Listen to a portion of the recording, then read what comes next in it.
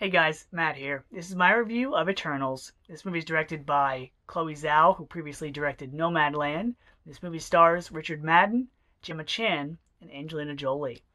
The plot of Eternals, it's about these 9 beings that look like humans, called Eternals. And they live for thousands of years old. They're supernatural. And they're tasked with watching Earth, protecting mankind, and fighting these creatures called deviants. Now, if that plot sounds kind of simple, kind of uninteresting, kind of boring, well, that's this movie in a nutshell.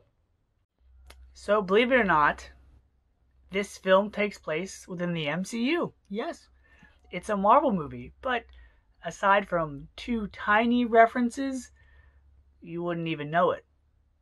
But I think that was by design. I think this movie set out to be separate from the Iron Man, the Captain Americas, the Thors. So don't go into this film expecting a crash, bam, zoom superhero film. You're not going to have superheroes fighting supervillains. Yes, there are good guys and bad guys, but this movie tries to be deep. It tries to deal with loss and morality and love, which is nice.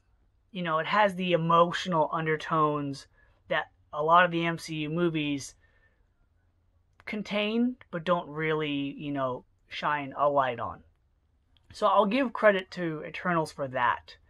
And some of their performances are good, but considering there are 9 main characters, the acting, the skill, the performances, the characters, they kind of fluctuate.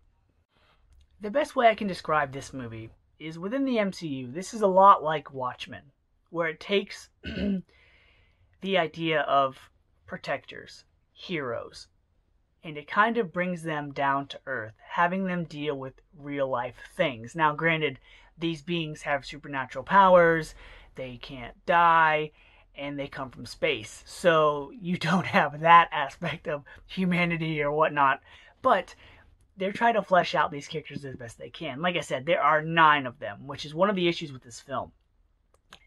Also, these beings have different powers. Why they have different powers? Because movie, I guess. One can shoot laser beams. One can multiply herself. One can run really fast.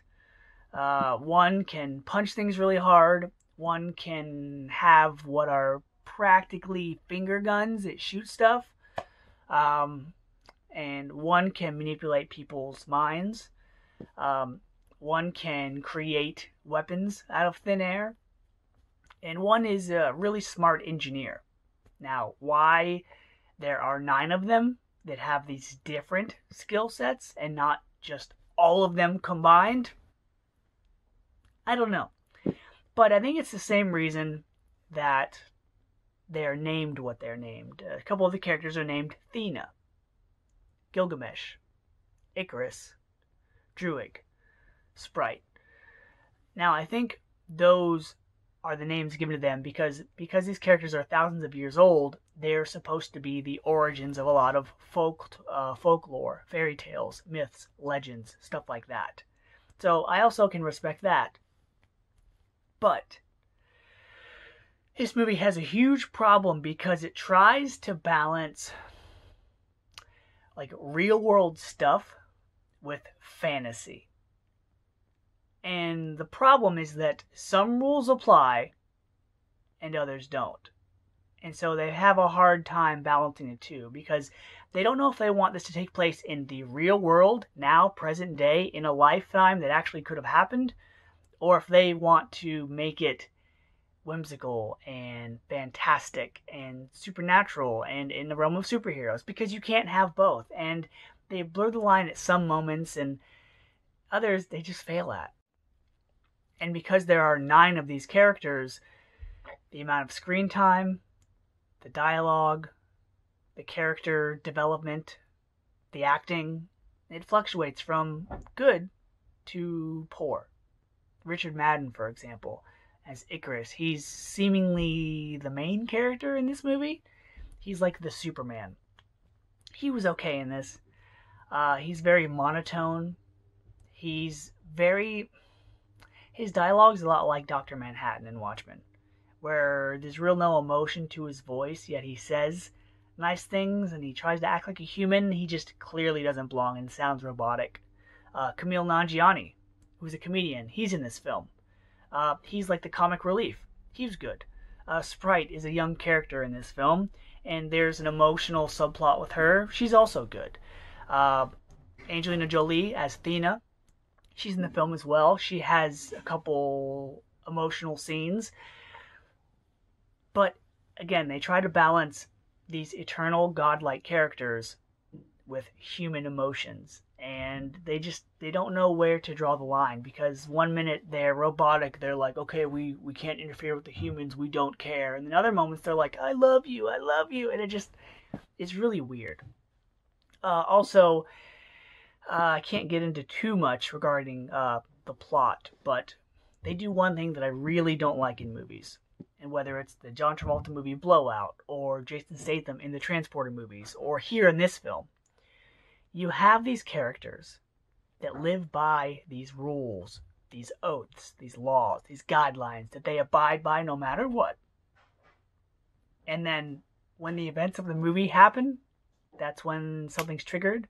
That's when they break their rules, break their oath, break these things that make them who they are. And it just doesn't make any sense. These beings have been around for thousands of years, and there's even flashbacks in the film mixed in with present day events. So you kind of get a feeling of a brotherhood, a family that these characters are. How they can agree, they can get along, they can disagree at some moments. They even have to reunite in this film because of something that happens long, long time ago. And it's like, okay, they make a decision to decide on one thing. They make a choice. But then when they have 1 week left before this big event, that's when they change their mind. That's when they decide, hey, what we're doing may not be the right thing. Or that's when they decide, hey, I'm going to try to, fast forward this event and go forward with it. And just, again, it's bad storytelling. This movie should have focused on maybe one or two of the Eternals while showing the others in flashbacks. Or this should have been a TV show. Like, I think it was called Jupiter Ascending on Netflix. Make it a TV show about these characters, with every other episode maybe being a flashback so we can get to know these characters more. But because you have 9 of them, that's 9 characters you have to develop. You have to cast. You have to do all these things to make it entertaining. And it just wasn't.